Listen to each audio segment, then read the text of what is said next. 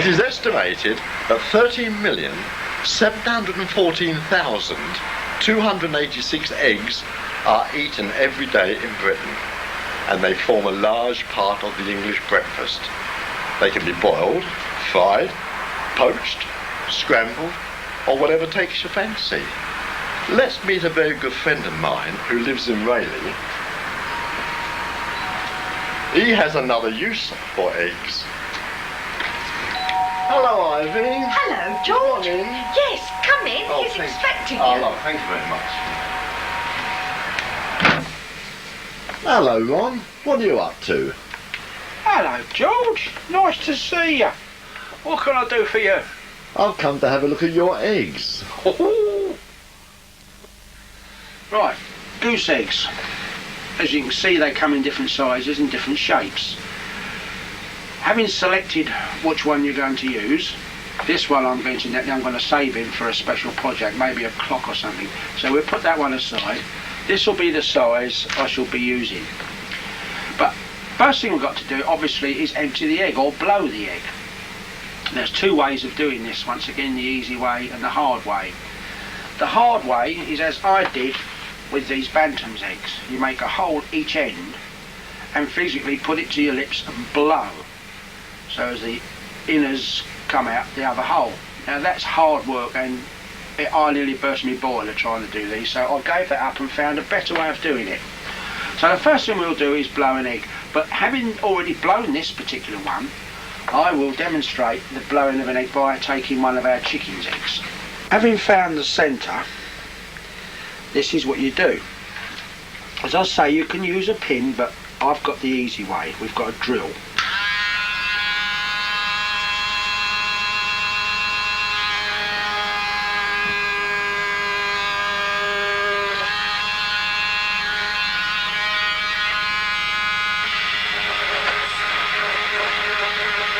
Make the hole a little bit large, not too small. That'll do. Next thing, we've got to get the contents of that egg out. Now, instead of blowing, physically blowing, I saw my friendly doctor and scrounged a syringe. Right, now as I said, you insert this needle, incidentally, is a 1.1mm needle. Get this shoved in your bloody arm, you know all about it. Anyhow, what we're doing now is forcing air up into the egg. Obviously the yolk itself will break as the needle penetrates it, but all I'm doing at the moment is just forcing air in, which in turn at the moment is the egg whites coming out.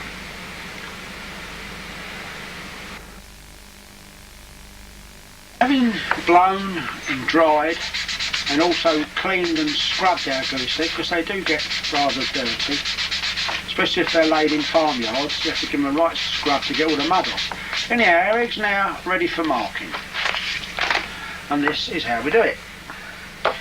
I cheat. I've treated myself to an expensive gadget. Now, place the egg inside, and this is cleverly designed so that you can divide this egg 6 ways. As it's got 12 sides, 12 edges, I want to divide it 6 ways. Then I turn the thing twice for every line. So if I draw one line like that, then turn 2 notches, 1, 2, and draw another line. And if I repeat that again, 1, 2, and another line, eventually this egg will be divided into 6 equal segments vertically. We then divide on the horizontal. You measure from top to bottom of the egg, find the centre, and proceed to mark a line around the middle. Having marked our eggs and divided it, I've invented or devised my little pattern, cut out a template which we now draw around on our dividing lines. So you then get a permanent marker and mark over the line with a waterproof pen, and when this is complete you can then wipe off the pencil marks. Having permanently marked our egg with a waterproof pen, we then take this little gadget, insert it up the one blowhole which we have in this particular egg, pull back that sleeve and that will spring open inside the egg, holding it firm, ready for painting. Right, for painting the egg I'm using ordinary liquid acrylic, but the application of paint is slightly different to normal. You can get a lovely effect by dabbing it on with a makeup pad. Now the family looked at me old fashioned when I asked for makeup pads for Christmas, but this is the way we do it. Put makeup pad in the paint and just pat it on. Probably have to give for 2 or 3 coats, sometimes 4, it depends on the colour you're using and also the condition of the egg underneath. Sometimes dirty eggs need more paint, but we just keep on patting. As you can see, our permanent mark is showing through the paint.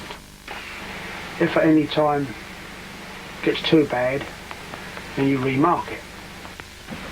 Next job is we've got to cut it. There's the hobbies drill I've been using.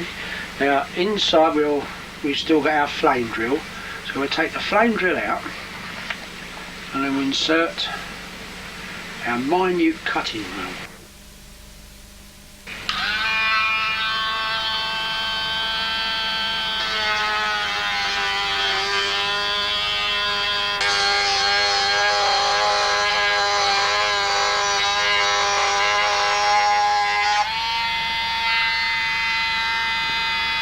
That's one.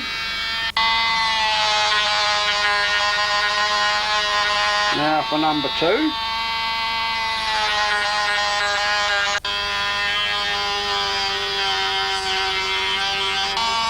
Our last cut.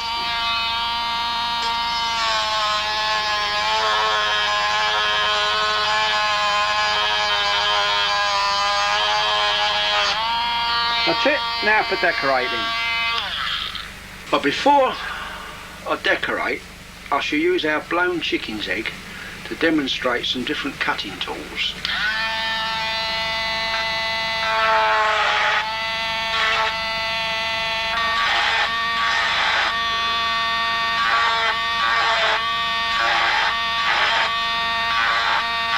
This little cutter's giving us a petal which we can use to make flowers.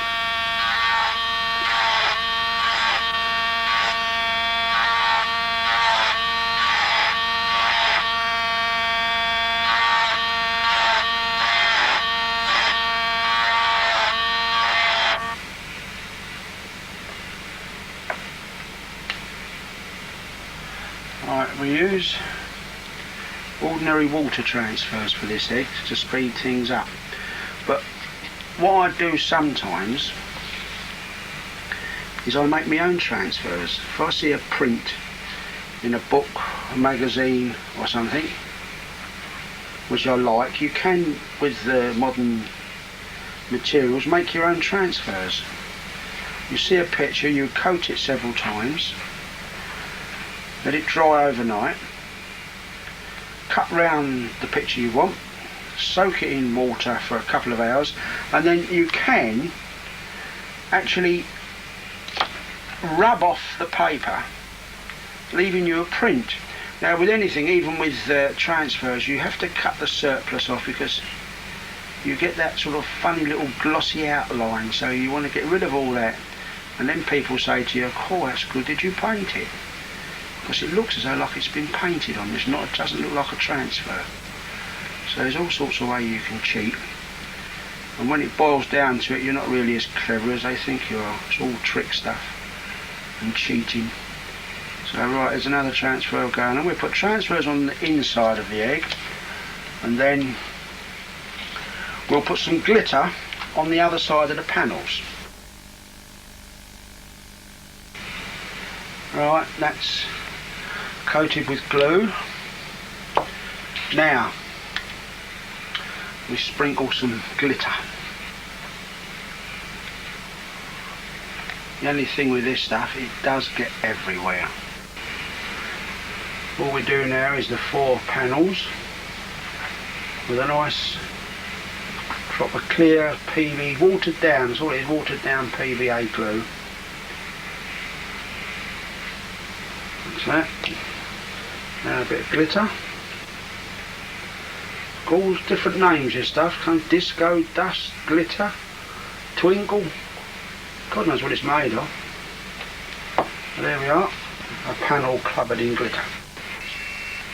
We'll now do some braiding. Right, we're getting towards the end of the braiding now, but before you glue anything to the shell, you must always remove the membrane. It's just a little thin skin inside the egg that obviously the glue won't take to. So you scrape the membrane off, right, ready for our hinge. That's that. Now we'll start braiding.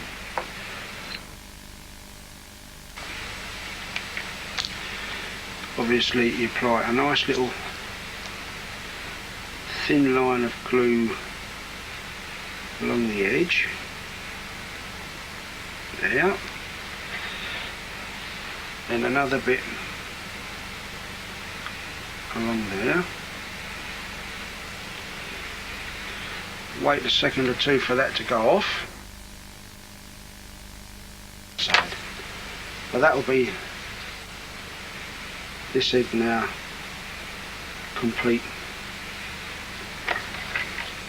with the braiding.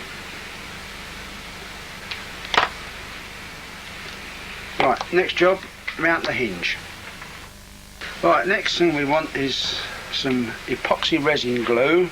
Just dab a fraction there.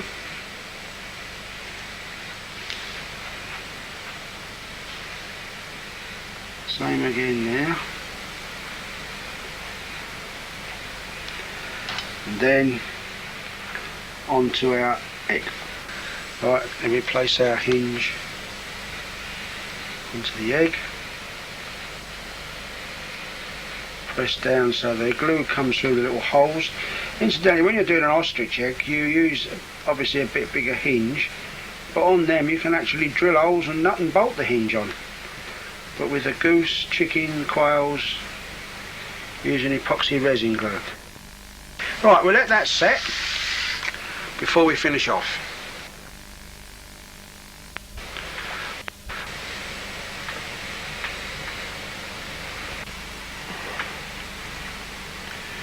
Right, next thing is we make some more epoxy resin, and just probably a bit more this time. So that's about right. Now, as you can see, there's our blowhole, which conveniently disappears on the stand.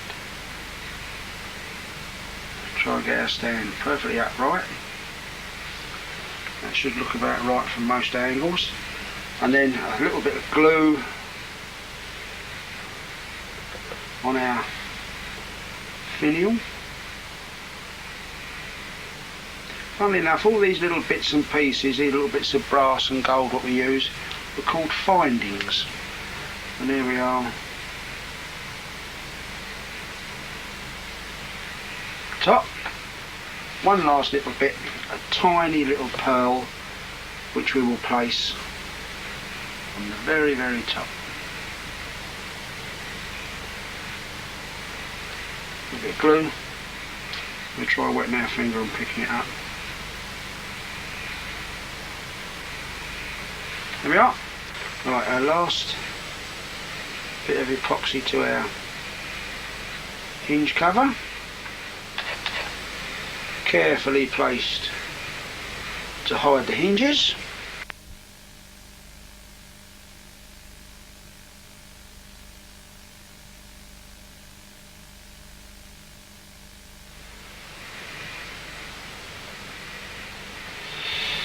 Apply our little tiny earring and chain, which I've dropped. That's the snag when you've got fingers like mine. It's difficult with this fiddly stuff. Right, we hook that through a little tiny up high I've already epoxy glued on. Close it up. Right, that's now for the crunch. Does our door open, or have I glued the lot together? Eureka, it opens a treat. Yep, fine. Our last little touch, we'll put our figure in, which I'd already painted earlier, because that takes, once again, time. And there's our lady, and there's our finished egg.